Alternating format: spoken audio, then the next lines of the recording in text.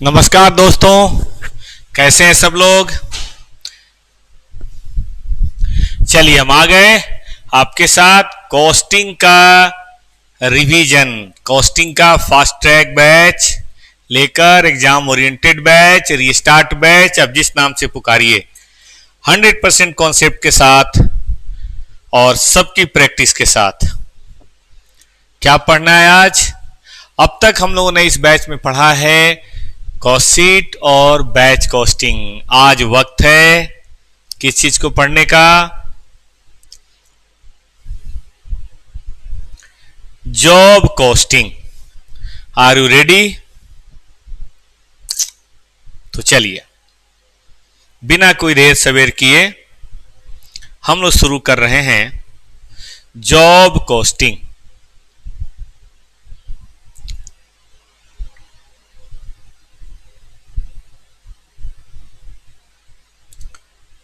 देखो भाई साहब, ये है जॉब कॉस्टिंग की कहानी। सबसे पहली बात कि जॉब क्या है, क्योंकि जॉब है जहां तभी तो जॉब कॉस्टिंग है वहां। जॉब के बगैर क्या ही होगा बेटा।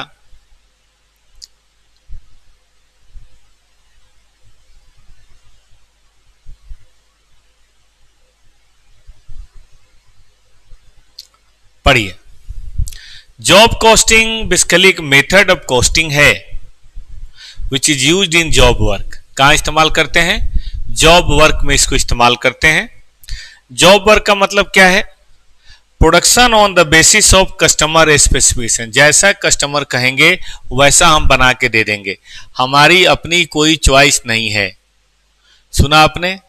जैसा कस्टमर कहेंगे वैसा हम बना के देंगे, हमारी अपनी कोई भी चॉइस नहीं है। इसी को क्या बोलते हैं? Job costing. सॉरी, इसको बोलते हैं जॉब। और अगर जॉब है तो फिर जॉब कॉस्टिंग की बात होगी। ठीक है ना? तो ध्यान दीजिए स्टेप क्या है। मतलब अगर कोई कहे कि हमें लाल रंग का टेबल बना के दीजिए, देंगे। कोई कहे ब्लू रंग का चेयर दीजिए तो देंगे। कोई कहे कि हमें इस तरह का बेड बना के दीजिए तो देंगे। कोई कहे कि हमारे ब्रांड नेम में ऐसा कुछ बना के दीजिए तो हम देंगे। दिक्कत का है? Open a separate cost sheet for every job. हर जॉब के लिए एक सेपरेट कॉस्ट शीट ओपन कीजिए। Charge the material and labour as per actual और एस्टिमेटेड बेसिस। उस कॉस्ट शीट में मटेरियल और लेबर आप एक्चुअल बेस पे चार्ज करेंगे। ठीक है? मटेरियल और लेबर आप एक्चुअल बेस पे चार्ज करेंगे। जो भी एक्चुअल बेस बनता होगा आप उस पे चार्ज करेंगे। लेकिन असली बात है ओवरहेड की। आप जानते हैं कि एक फैक्ट्री के अंदर एक महीने में, एक पीरियड में कई सारे जॉब हो सकते हैं, छोटा बड़ा मोटा कई तरह का जॉब। ओवरहेड तो भाई पूरी फैक्ट्री का है, मान लो 2 लाख रुपए, तो किसी एक जॉब पे कैसे चार्ज करें? तो हमें कोई ना कोई रिकवरी रेट बेटा निकालना पड़ेगा। और रिकवरी रेट हम कैसे निकालेंगे? हम रिकवरी रेट निकालेंगे, अगर ओवरहेड है तो मशीन आवर, लेबर आवर, ये percentage of direct labour cost, material cost भी होता है लेकिन जनरली ये होता है।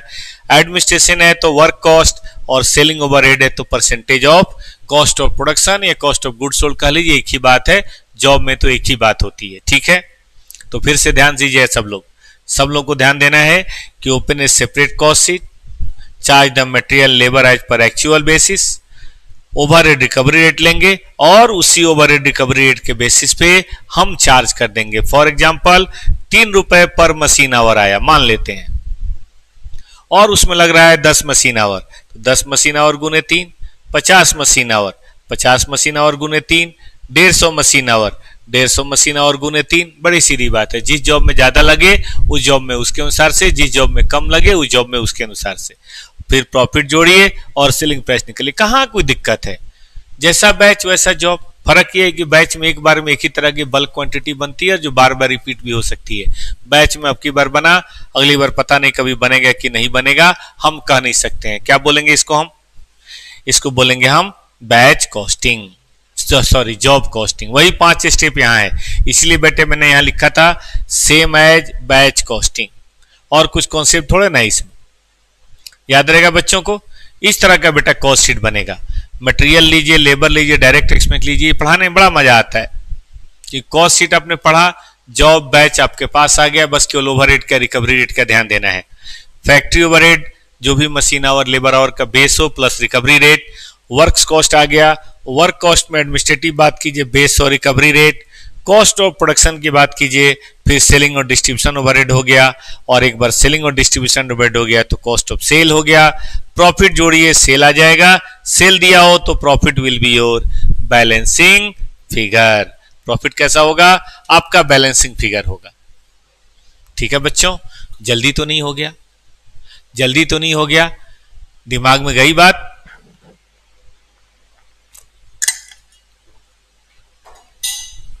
आपने पढ़े नहीं भी पढ़ा हो तो भी कोई बात नहीं, माइंड में बात जाएगी कि देखो मैं समझाता हूं ना। आंख बंद करो। हमें किसी ने ऑर्डर दिया है कि 500 पीस बैग बनाना है जिसपे टॉपर क्लास से लिखा हो, कपड़ा डिसाइडेड है। तो 500 पीस बैग बनाने में कपड़ा कितना लगेगा? पहली बात सुन लिया। फिर दूसरी बात,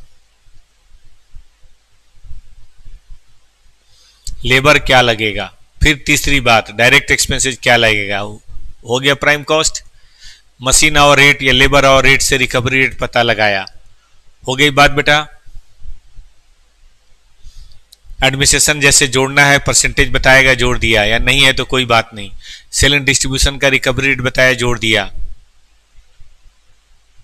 बताएगा। रिकवरी रेट इसलिए बताएगा कि पूरी फैक्ट्री में एक जॉब नहीं है, बहुत सारे जॉब है, तो देखना पड़ेगा। और टोटल कॉस्ट ऑफ सेल्स ले लिया, सेल्स पता है, पहले से रेट तय है तो प्रॉफिट आ गया, और प्रॉफिट और सेल्स निकालना है तो प्रॉफिट जोड़ के निकाल लिया। दोनों में एक ही बात है, आपको जैसे करना है आप वैसे कर लीजिए। ठीक है ना बेटा? तो ये तरीका होता है, चलेगा। आइए अब आपके साथ हम कुछ क्वेश्चन करा देते हैं, और कुछ है ही नहीं, डेली एक टॉपिक का बड़े मजे से बेटा रिवीजन कर सकते हैं। ये चीजें है ही बेटा आसान। आइए मैं आपको करा कर दिखाता हूं।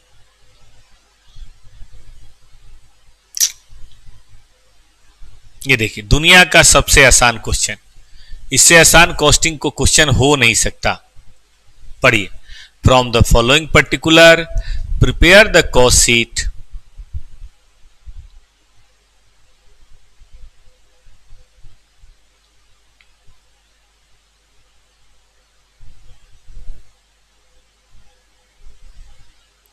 from the following particular prepare the cost sheet for job number 75 and find out the value of the job. Material issued, productive wages, direct expenses. 60% of productive wages for works on cost और 12.5% on work cost for office on cost. On cost मतलब overhead होता है बेटा, मतलब productive wages का 60% works overhead और works cost का 12.5% office overhead. अब जो आए उसमें आप सेलिंग प्राइस पे 15% प्रॉफिट जोड़ दीजिएगा और अपनी कॉस्ट बता दीजिएगा। शुरू करें। मटेरियल लीजिए, ओवर लीजिए, डायरेक्ट एक्सपेंस लीजिए, प्राइम कॉस्ट आ गया। कोई दिक्कत? भाई साहब 60% इसमें और जोड़ दीजिए। किस नाम पे? किस नाम पे जोड़ना है 60%? लेबर का वर्क कॉस्ट के नाम पे 60% जोड़ दीजिए। फिर वर्क कॉस्ट 12.5% जोड़ दीजिए। जो आए, हमें पता है सेल्स 100 होगा तो ये बेटा जी 15 होगा, तो हो ना हो ये 85 होगा। अब किसी चीज का 85% मेरे दोस्त पता हो तो क्या हम उसका 15% निकाल सकते हैं? यस और नो? ये निकल गया। और इस तरह से करके ये हमारा सेल प्राइस आ गया। कितना आसान। आंख बंद कीजिए एक बार फिर से। मटेरियल पता है इतना लगेगा, लेबर पता है इतना लगेगा, डायरेक्ट एक्सपेंस पता है इतना लगेगा, वर्क्स ऑन कॉस्ट पता कर लीजिए, ऑफिस ऑन कॉस्ट की बात कर लीजिए, प्रॉफिट जोड़ दीजिए। ठीक बात है ना? आइए आपको हम एक और बढ़िया सा क्वेश्चन आपको कराते हैं। इसमें तो क्वेश्चन भी नहीं है, इस चैप्टर में मैं देखता हूं कि ज्यादा क्वेश्चन भी नहीं होते। तो इसके साथ साथ बेटा आज हम लोग शुरू करेंगे एक चैप्टर है जिसका नाम है, क्या शुरू करें, प्रोसेस कॉस्टिंग शुरू करा दें? चलिए प्रोसेस कॉस्टिंग शुरू करा देंगे।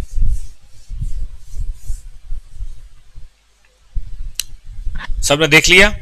चलिए एक छोटा सा क्वेश्चन और कराते हैं, बहुत मजेदार है। ये देखिए, Hancock receive an order to supply the local farmer with delivery of cattle feed.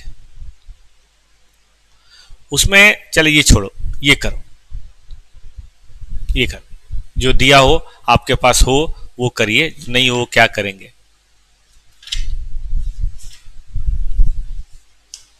10.5 कीजिए, ये है आपके स्टडी में SM2, ये करिए कि भाई एक स्मॉल फैक्ट्री है ना, जिसमें जॉब नंबर 303 है। To determine the selling price, material दिया है, डायरेक्ट वेजेज दिया है 18 घंटे, इसमें 8, 6 और 4 है, ठीक है। चार्जेबल एक्सपेंसेज है, फिर 33% ओवरहेड के लिए जोड़ा है, और बनाने को तो बना दिया है 160, बनाने को बेटा बन गया है। लेकिन हम बहुत ज्यादा खुश नहीं हैं। क्यों खुश नहीं है भाई? हम इसलिए खुश नहीं है बेटा, क्योंकि ये ऐसे कौन करता है कि प्राइम कॉस्ट का, और करता है तो कैसे किया आपने? कोई तरीका इसका होना चाहिए, अपने मन से प्राइम कॉस्ट का आपने जोड़ दिया। पढ़िए, पीएल अकाउंट पूरे साल का दिया है, सेल्स है, वेजेज है, देख रहे हैं, और आवरली वेजेज रेट सबका सेम है। कहता है कि जॉब कॉस्ट शीट बनाइए। अरे वो तो बना हुआ है। असल में job cost sheet revise cost निकालनी है, using current year actual data as a base. Current year का एक्चुअल डाटा को आपको बेस लेके बनाना है, ठीक ना। अब करंट ईयर एक्चुअल डाटा देखिए तो वेजेज है और ओवरहेड है, क्या हम इसमें एक रिलेशनशिप एस्टेब्लिश कर सकते हैं?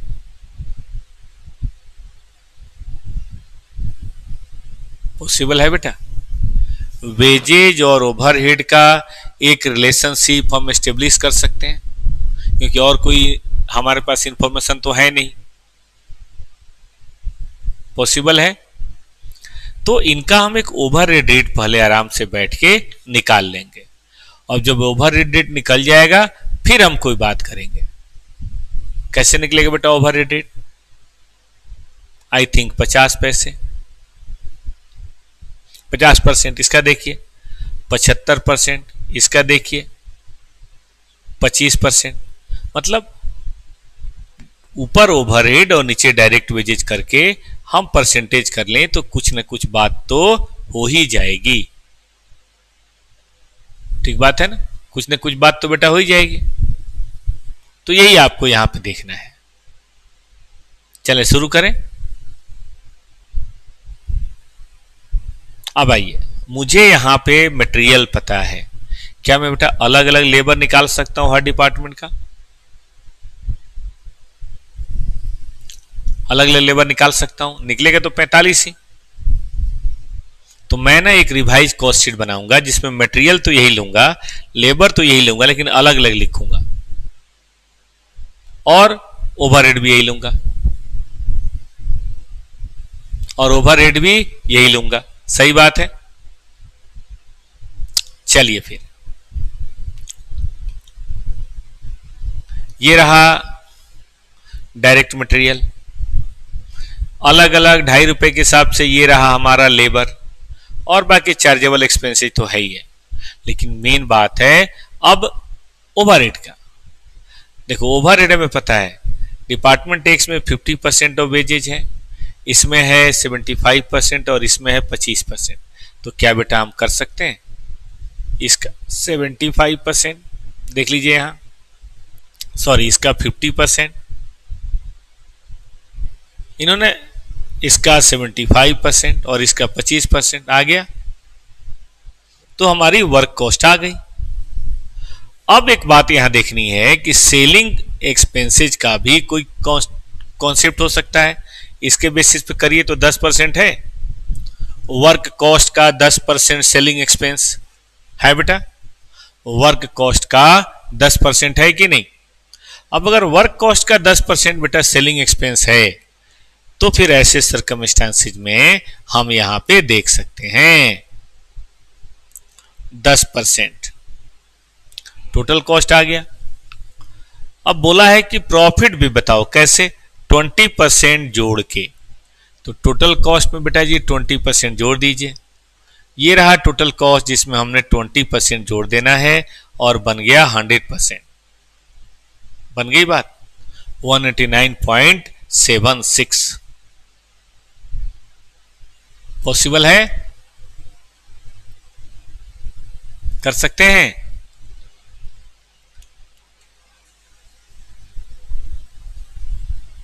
आगे चलें।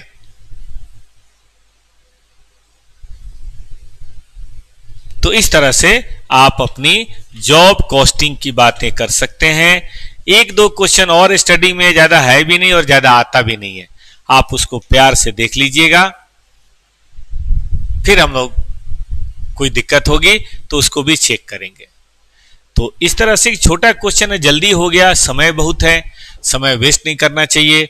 तो आइए बच्चों मैं शुरू कराता हूं आपके लिए एक चैप्टर जिसका नाम है प्रोसेस कॉस्टिंग। एकदम सिंपल है, अभी रेगुलर बैच में मैंने पढ़ाया था तुरंत। आज शुरू कराता हूं इसका रिवीजन। शुरू करें, आइए प्रोसेस कॉस्टिंग।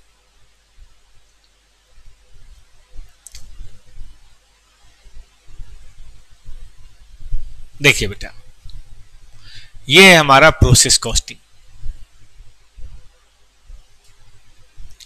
कहता है it is a method of costing which is used in processing industry. अब सवाल यह उठता है कि भाई ये प्रोसेसिंग इंडस्ट्री क्या है, what is this processing industry.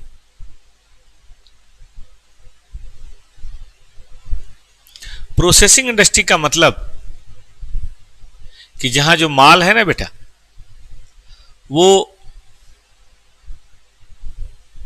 एक बार में तैयार नहीं होता, वो कई प्रोसेस से गुजर के तैयार होता है। जैसे अब सीए को ही देख लो ना, सीए कहां बनता है बेटा एक बार में, सीए एक बार में बनता है, पहले 12, फिर फाउंडेशन, फिर इंटर, फिर आर्टिकलशिप, तब न सीए फाइनल, तब न फाइनल सीए। तो कई प्रोसेस होगा ना, 1 2 3 4 5 प्रोसेस से गुजर के तब एक आदमी चार्टर्ड अकाउंटेंट बनता है। तो ऐसे ही किसी भी इंडस्ट्री के बारे में सोचिए जहां पे कई स्टेजेस से गुजर के लोग काम करते हैं। किसी भी इंडस्ट्री के बारे में ऐसा सोचिए। देखिए मैं सोच रहा हूं बेटा आपके लिए, मान लीजिए कॉटन है रॉ मटेरियल, उसको इस प्रोसेस में डाला, यार्न बनाया, फिर प्रोसेस में डाला, फैब्रिक बना, फिर प्रोसेस में डाला, रेडीमेड, फिर जाके क्या बना बेटा, तब जाके बना सेल्स। है ना ये बात, तब जाके बात बनी कि ये रहा हमारा सेल्स। ओके, तो देखो इसको बोलते हैं स्पिनिंग प्रोसेस, इसको बोलते हैं वीविंग प्रोसेस, इसको बोलते हैं टेलरिंग। ये तो मैं अपने मन से बता रहा हूं, ऐसे ही कुछ भी प्रोसेस हो सकता है। ठीक है बेटा जी, क्या ये प्रोसेस 1, क्या ये प्रोसेस 2, क्या ये प्रोसेस 3 कहलाएगा, बता नहीं रहे। ठीक है, अब हमारा चैलेंज क्या है कि हमें हर प्रोसेस पे कॉस्ट पता लगानी है। हर प्रोसेस पे कॉस्ट क्यों पता लगानी है, क्योंकि हर प्रोसेस के बाद ऐसा हो सकता है कि कुछ माल हमें सेल करना हो, उसकी कुछ मान लीजिए हमने धागा बनाया, कुछ धागा बेचना है, कुछ धागा आगे जाएगा। तो अगर कुछ धागा बेचना है तो ये देखना पड़ेगा ना, मान लो कपड़ा बनाया, कुछ कपड़ा हमें बेचना है, कुछ आगे जाएगा, तो कॉस्ट नहीं पता होगी तो हम ये सेल प्राइस कैसे हर स्टेप पे पता लगा पाएंगे। तो इसलिए भी चाहिए। प्लस मान लो हमने फैब्रिक बनाया, हमारा कॉस्ट आ रहा है 200 रुपए किलो, बाहर मिल रहा है 180, तो उससे अच्छा हम बाहर ही बनवा ले, हम क्यों बना रहे हैं फालतू में, क्या फायदा है वो बनाने का। तो यही बात आपको यहां देखना है कि कॉटन है, यार्न है, फैब्रिक है, रेडीमेड गारमेंट्स। देखिएगा स्टेप ऑफ प्रोसेस कॉस्टिंग। कैसे करेंगे हम उसी तरह जैसे जॉब कॉस्टिंग में एक अकाउंट खोला था, यहाँ पे हम स्टेटमेंट ना बना के हम हर प्रोसेस के लिए एक अकाउंट बनाएंगे फॉर एवरी प्रोसेस, और उसमें जितना material, labour, even factory overhead भी अगर रिकवरी रेट के बेसिस पे चार्ज करना है बेटा तो हम चार्ज कर देंगे। कैसे? इस तरह का बेटा फॉर्मेट होगा, ध्यान दो। मटेरियल, लेबर, ओवरहेड जो भी है सब चार्ज कर देंगे। ये स्टेप 1 है। हर प्रोसेस में क्वेश्चन में दिया रहेगा, आपको परेशान होने की जरूरत नहीं है। तो क्वेश्चन में दिया रहेगा उसके बेसिस पे हम चार्ज कर देंगे। ठीक है, अब हम चलेंगे आगे। डिटरमिन नॉर्मल लॉस, अगर कोई है as per the past experience 2%, 4%, 5% normal loss होता है। If any recovery from sale of normal loss unit credited to process account. ऐसा होता है ना कि हम प्रोसेस में डालते हैं, कुछ आगे बढ़ता है, कुछ खराब हो जाता है। सीए का तो पूछिए ही मत, 15% पास करते हैं और 85% खराब हो जाते हैं। तो देखना पड़ेगा ना बेटा। चलो देखो, मान लो ये 1000 में से 5% खराब हो जाता है तो 50, और मार्केट में चीज बिक जाती है 10 रुपए पे तो 500। ये हमारा स्टेप नंबर 2 है। क्या पहला पढ़ा? मटेरियल, लेबर, ओवरहेड लिखिए, नॉर्मल लॉसेज वगैरह का पता लगाइए।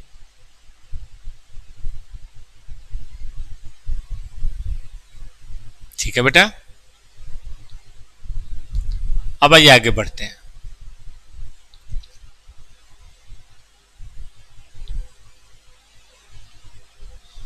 अब आपको नॉर्मल कॉस्ट पर यूनिट का पता लगाना है।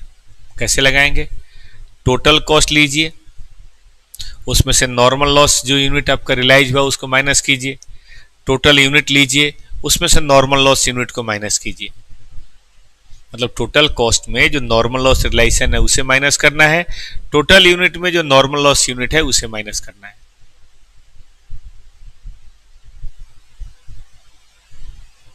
ठीक है बेटा, तो इस तरह से ये अलग से आपको करना है। कहां? नीचे। ये रहा स्टेप नंबर 3। अब इसके बाद 4 नंबर पढ़िए। क्या कहता है 4 नंबर? कहता है कि यूनिट कंप्लीटेड, क्वेश्चन में दिया रहेगा कितने यूनिट कंप्लीट हुए, are transfer to next process at normal rate per unit. Are transfer to कहां? Next process at normal cost per unit. मतलब 50 नॉर्मल लॉस होगा तो 950 तो अच्छा होगा। अब 950 हुआ हो या 930 हुआ हो या 920 हुआ हो, जितना भी हुआ हो, ठीक है ना, वो आप देख लीजिए। और उसी रेट पे, जिस रेट पे हमने यहां पे बात की थी, हम उसी रेट पे इसको आगे ट्रांसफर करेंगे।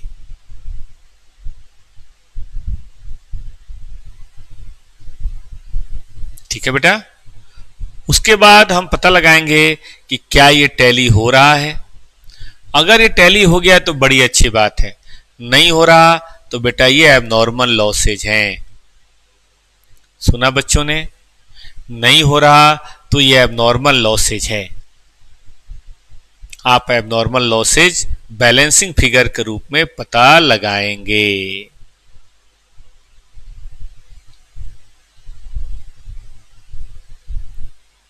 ठीक है बेटा, और अगर इधर आएगा तो इसको बोलेंगे एबनॉर्मल गेन। इस क्वेश्चन में नहीं है, कहीं एक तरफ आएगा, या तो इधर या इधर, और उसकी वैल्यूएशन भी उसी रेट से, मतलब जिस रेट से ये है उसी रेट से इसकी वैल्यूएशन भी करेंगे। सुना आपने ठीक से? जिस रेट से ये, उसी रेट से इसकी भी वैल्यूएशन हम करेंगे। और इस तरह से 5 स्टेप पूरे। फिर से देखिए स्टेप आप, कहां कोई मुश्किल काम है, इतना बढ़िया नोट्स बना है, बस आप इसको ध्यान दें, सारे क्वेश्चन बनेंगे बेटा। पहला, open a process for every process, all the cost of production in this PL. ठीक, material, labour, factory overhead. Determine the normal loss as per past experience. If any recovery from the sale of normal loss then it is in the process account credit करना है। Normal cost निकालना है, completed unit को अगले process में transfer करना, और last process है तो फिनिश स्टॉक में। फिर बैलेंसिंग फिगर एबनॉर्मल लॉस या गेन की बात करनी है। लेकिन अब प्रोसेस 2 कैसे बनेगा? तो देखिए प्रोसेस 2 में सबसे पहले तो ये इनपुट होगा, समझ रहे हैं? प्रोसेस 2 में पिछले प्रोसेस से पहले जो आ रहा है वो होगा, फिर अगले प्रोसेस का रॉ मटेरियल, अगले प्रोसेस का लेबर, अगले प्रोसेस का ओवरहेड होगा। ठीक है, अगले प्रोसेस का रॉ मटेरियल, अगले प्रोसेस का लेबर, अगले प्रोसेस का ओवरहेड होगा। तो ये हो जाएगा स्टेप नंबर 1। और अब हम निकालेंगे नॉर्मल लॉस। अब की बार नॉर्मल लॉस जनरली इस यूनिट पे होगा, सॉरी ये जो यूनिट आया है इसके बेसिस पे होगा, ये तो होगा ही नहीं ना, इसके बेसिस पे होगा। ठीक है बेटा, और ये नॉर्मल लॉस जो निकलेगा उसके बाद हम उसकी कॉस्टिंग निकाल लेंगे, कॉस्ट पर यूनिट। यहां पे स्टेप नंबर 3 में वैसे ही कॉस्ट पर यूनिट, बस ये कि टोटल कॉस्ट अब की बार थोड़ा बढ़ के आएगा क्योंकि पिछले प्रोसेस वाला भी आ गया ना। तो total cost minus normal loss recovery divided by total unit minus normal loss unit.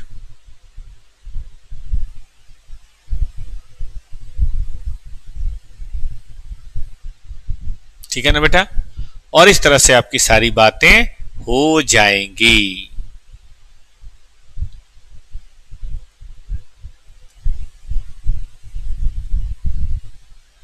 ठीक है, कैलकुलेट कर लेंगे हम।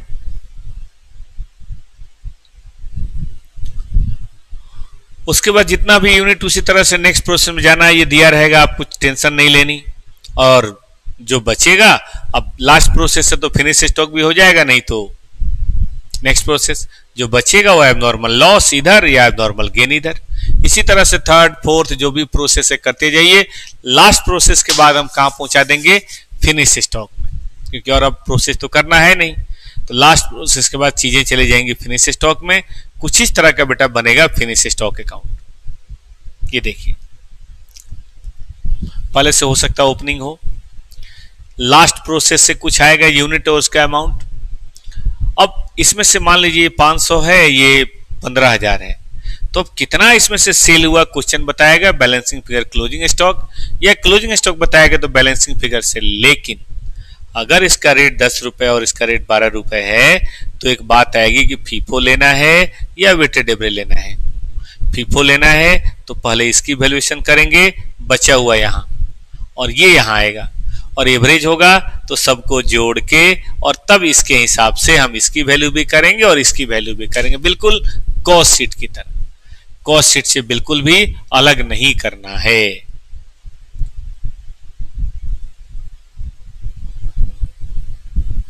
ठीक है बालक, आगे बढ़ सकते हैं, चलें आगे। इसके अलावा एबनॉर्मल लॉस अकाउंट है, एबनॉर्मल गेन अकाउंट आ सकता है। तो देखिए एबनॉर्मल लॉस में क्या होगा, जो भी हमारा प्रोसेस 1 है वहां पे आया होगा, 2 है वहां आया होगा, 3 वहां आया होगा, तो 1 या 2 या 3 जो आया होगा और कॉस्ट तो बड़ी अच्छी होगी, तो हमें लग रहा है कि हमें नुकसान हो गया, लेकिन ऐसा नहीं है। आपका इतना भी नुकसान नहीं हुआ है। पूछिए क्यों? क्योंकि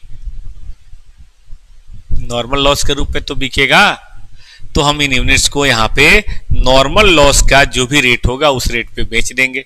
अब मान लीजिए कोई चीज यहाँ पे 10 रुपए की है, मतलब अच्छा होता तो 10 रुपए होता, खराब होने पे 2 रुपए बिक गया, तो बेटा हमारा लॉस बेसिकली जो है लॉस 8 ही रुपए है ना।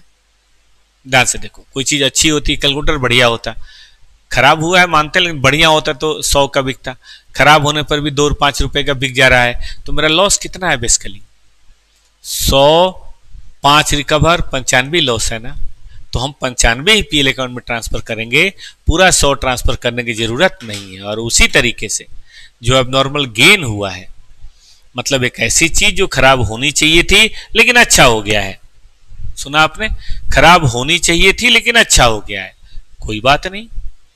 अगर खराब होनी चाहिए थी लेकिन अच्छा हो गया, तो मान लो खराब होता तो कुछ ना कुछ तो होता ही, मान लीजिए 2 रुपए होता, अच्छा हो गया 9 रुपए 61 पैसे हो गया है, तो इसका मतलब ये हुआ कि मेरा नेट प्रॉफिट सिर्फ कितना हुआ 8 रुपए। पूछिए कैसे? भाई खराब होने पे 2 रुपए का था, लेकिन वो चीज अच्छी हो गई, 10 रुपए की हो गई, तो मेरा लॉस तो 8 ही रुपए, सॉरी मेरा गेन तो 8 ही रुपए हुआ ना। इसका मतलब है एबनॉर्मल लॉस जितना दिखता है होता उससे कम है due to normal loss recovery, और एबनॉर्मल गेन जितना दिखता है होता उससे कम है ड्यू टू एबनॉर्मल लॉस के अंदर नॉर्मल लॉस की रिकवरी का ना हो पाना। कोई चीज अच्छा हो गया तो हम कम में थोड़े ना बेचेंगे, ठीक बात है कि नहीं। तो ये बात आपको यहां देखनी है। इसके बाद पीएल अकाउंट अगर बनाने को बोले तो बना देंगे, नहीं बनाने को बोले तो कोई बात नहीं। पीएल अकाउंट का फॉर्मेट भी देख ही लेते हैं बेटा, छोड़ने से क्या ही फायदा। मैं पीएल का फॉर्मेट आपको बता देता हूं, आइए।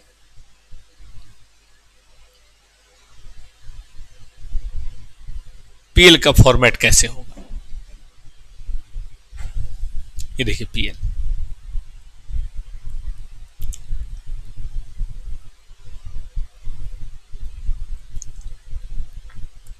इधर बेटा फिनिश स्टॉक से सीओजीएस आ जाएगा, और इधर सेल्स आ जाएगा। तो एक तरफ हमने सेल्स लेना है और एक तरफ हमने सीओजीएस ले लेना है, ठीक बात। अब हम यहां पे एक चीज दिखाएंगे, कौन सी चीज, अगर कोई एबनॉर्मल लॉस हुआ है तो उसका बैलेंसिंग, और यहां कोई अगर एबनॉर्मल गेन हुआ है तो उसका बैलेंसिंग।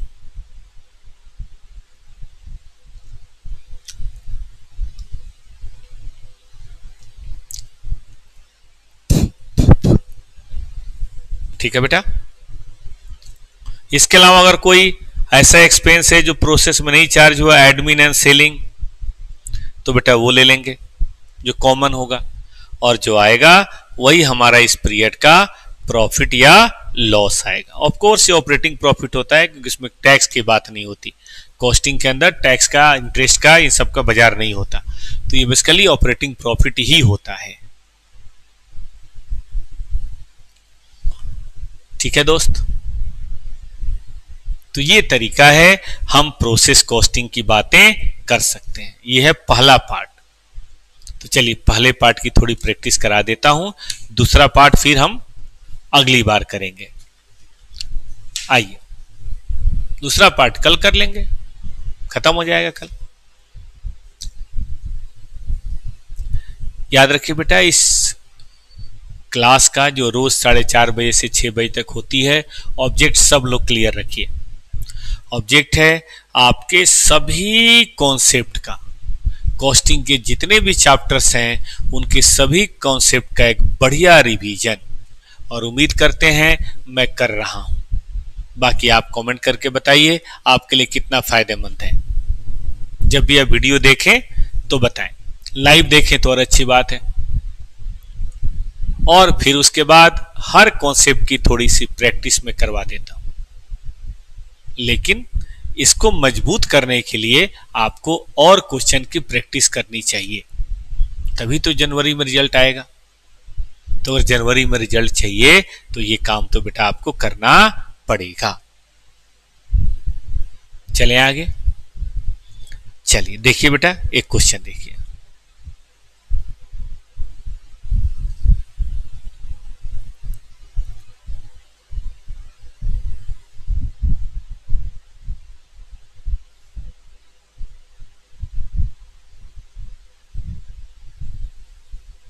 क्वेश्चन तो बहुत है लेकिन मैं आपको कराता हूं।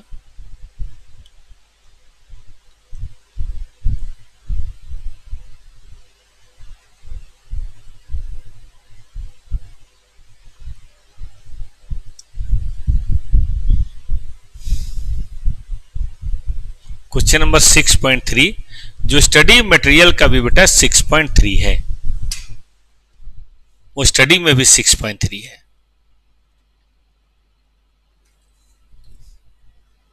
ये देखिए,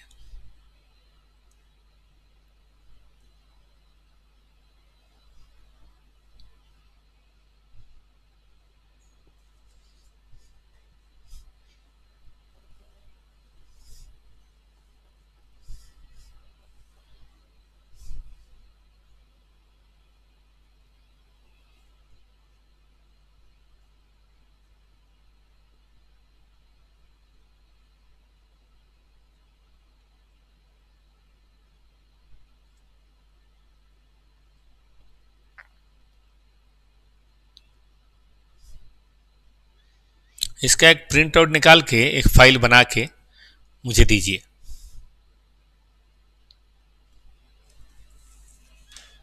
देखिए, RST प्रोसेस प्रोडक्ट जेड,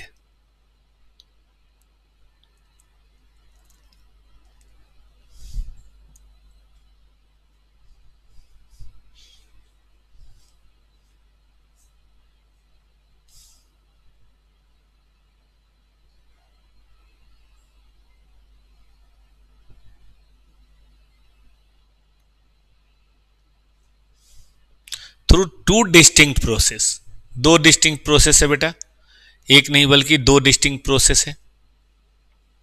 ठीक है, process 1 and process 2, process 1 and process 2। ठीक बात है। On completion transfer to finish stock from the following information for the current year, process 1, process 2 और फिनिश स्टॉक बनाना है। मैं तो कहता हूँ PLOL भी बना लो, एबनॉर्मल लॉस गेन भी बना लो, क्या ही दिक्कत है। देखिए, रॉ मटेरियल हमने ये यूज किया है, डायरेक्ट वेजेज ये है, इसका 60% है डायरेक्ट एक्सपेंस और इसका 20% है डायरेक्ट वेजेज। देखा आपने, माल बना है इतना, नॉर्मल लॉस होना है इतना, और जो नॉर्मल लॉस होना है बेटा वो इस हिसाब से बिकेगा। फिर हम जाएंगे प्रोसेस 2 में, प्रोसेस 2 में फिर ये सब बातें दी हुई है। बाद में 6000 यूनिट हमने बेच दिया, ये मानते हुए कि कोई ओपनिंग क्लोजिंग WIP नहीं है। ओपनिंग क्लोजिंग WIP होता है तो क्या होता है, हम लोग इसकी बात भी करेंगे, अभी तो नहीं है। ठीक बात है, तो चलिए जरा आगे चलते हैं।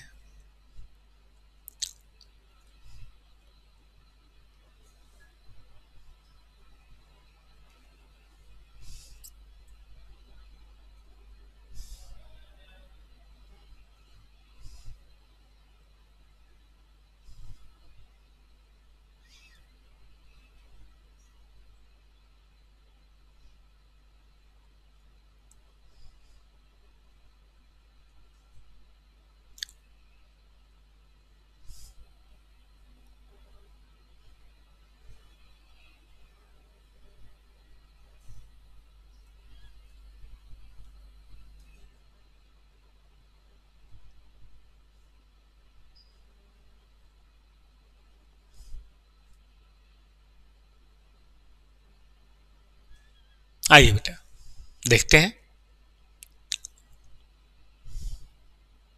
सबसे पहले मटेरियल, लेबर और उसके बेसिस पे ओवरहेड और डायरेक्ट एक्सपेंसेज आप ले लीजिए। ले लिया आपने। अब इसके बेसिस पे नॉर्मल लॉस यहां आ गया स्टेप नंबर 2, ये हो गया स्टेप नंबर 1, ये हो गया स्टेप नंबर 2। चलेगा। अब इसको जोड़ लीजिए, यही आ रहा है, उसमें से इससे घटाइए और घटा के यूनिट से भाग देके निकालिए कॉस्ट पर यूनिट। ठीक है ना, ये आ गया बेटा हमारा कॉस्ट पर यूनिट। क्या रेट आया, 96, और हम जानते हैं 705 बना है, तो 96 के हिसाब से मल्टीप्लाई कर दीजिए, अगले प्रोसेस में इसको भेज दीजिए, और ये हमारा बैलेंसिंग फिगर है इस प्रोसेस का। ये हमारा बैलेंसिंग फिगर है इस प्रोसेस का। याद रहेगा बच्चों।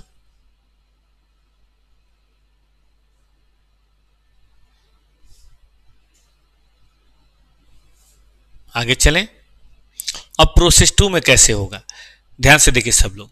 ये वाला प्रोसेस 2 में आएगा, तो ये प्रोसेस 2 में आने दीजिए। ठीक बात है। फिर प्रोसेस 2 में मैं देख रहा हूं थोड़ा लेबर लगा है, और उसका 65% और उसका 15% ये है, इसको यहां पे जोड़ दीजिए, आपका निकल गया कॉस्ट। इसका 10% लॉस है और वो बिकेगा 37.50 रुपये। ये हो गया स्टेप 2। अब निकालिए बेटा स्टेप 3, 2 निकाल दिया, स्टेप 3 निकालिए, ये आ गया हमारा कॉस्ट पर यूनिट। हो गया जी। अब जब कॉस्ट पर यूनिट हो गया ना, तो फिर हमें अब आगे कोई बात नहीं करनी, समझिए कि हमारा काम हो गया।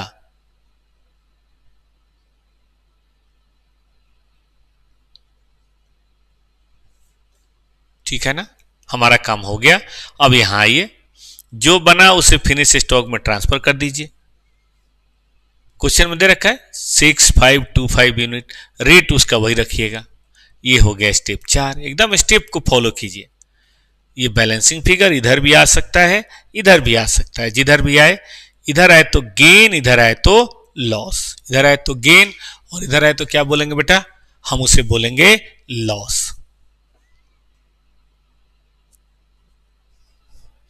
ठीक है ना, डन है। फिनिश गुड्स में कहां कुछ है, 6525 है दिया हुआ बेटा। कॉस्ट ऑफ सेल हमने देखा है 6000 है, तो बाकी भाई 6000 तो वही रेट है, लिफो फीफो का सवाल है नहीं। बाकी बैलेंसिंग फिगर है, finish stock account. Balancing figure है, फिनिश स्टॉक अकाउंट। चलेगा बेटा।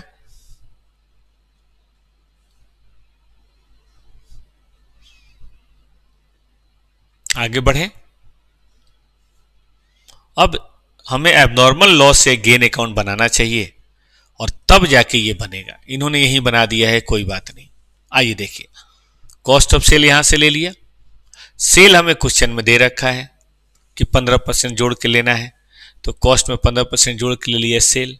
अब हमारा अब नॉर्मल लॉस बेटा हुआ था इस रेट से, लेकिन स्क्रैप में 12.5 रुपये तो बिक ही जाएगा, तो हमारा एक्चुअल नुकसान तो डिफरेंस का ही हुआ।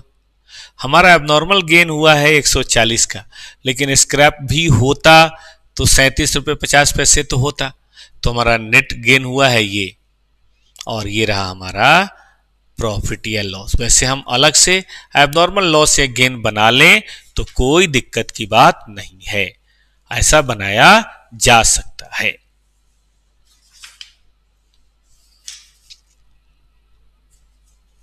ठीक है ना, मैं देख रहा हूं बेटा।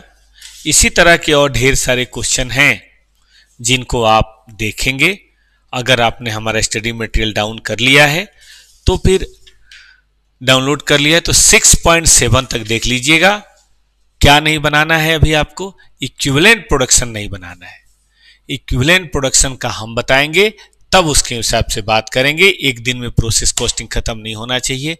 कल हम लोग इक्विवेलेंट प्रोडक्शन पढ़ेंगे और फिर उसके बेसिस पे हम लोग आगे बढ़ेंगे। ठीक है मित्रों, चलिए कल उम्मीद करते हैं कि प्रोसेस कॉस्टिंग काफी कुछ हो जाएगा। देखो 2-3 मैं बता देता हूं, कॉन्सेप्ट तो सारे मैं करा ही देता हूं, बाकी 2-3 आप कर लिया कीजिए, है ना। इस तरह से बात बनेगी। देखिए मैं बताऊं, इस चैप्टर में या इस कॉन्सेप्ट में जो रीस्टार्ट बैच है, 2 चीजें होती हैं।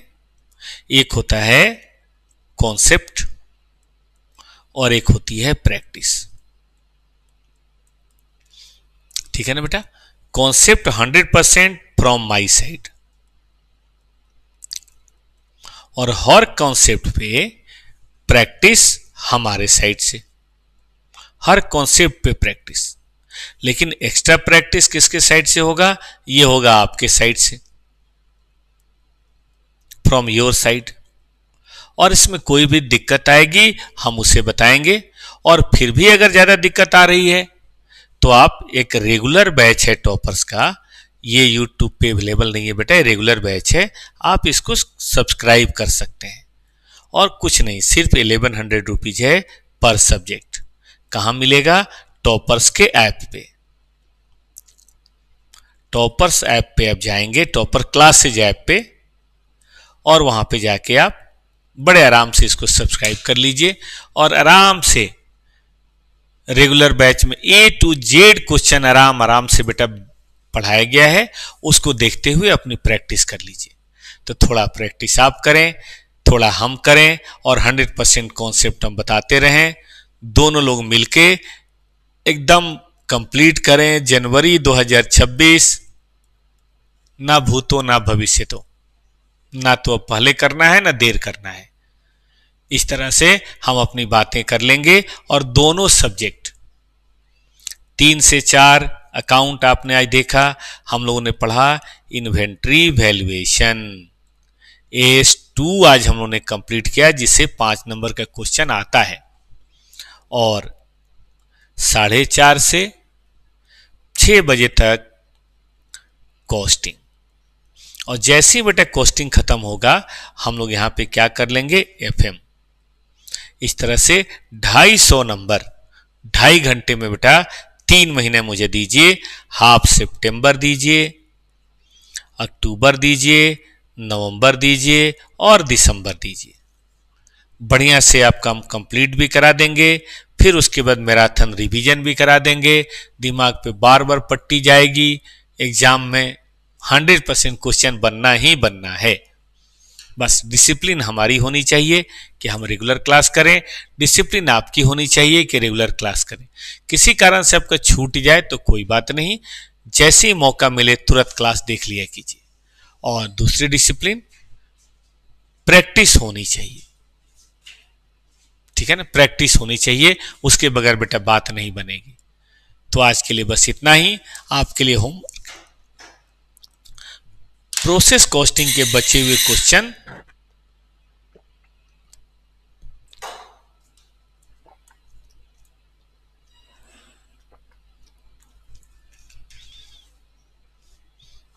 आपको करना है।